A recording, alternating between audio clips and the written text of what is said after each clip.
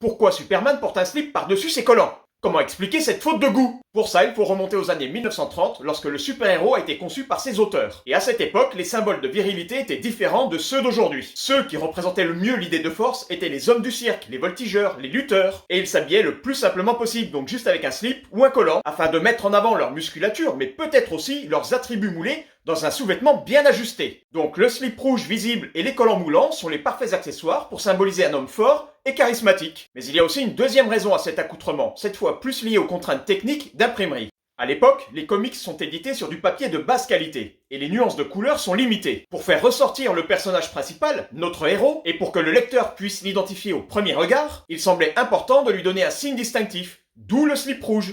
Ce n'est d'ailleurs pas le seul super-héros à se promener dans cette tenue, puisque Batman, lui, a un slip noir par-dessus ses collants, et que dire de Wonder Woman, hyper sexy dans son costume. Cependant, dans les films d'aujourd'hui, le sous-vêtement apparent a été abandonné au profit d'une combinaison plus stylée. Mais à l'époque, sauver le monde en slip était plus fun.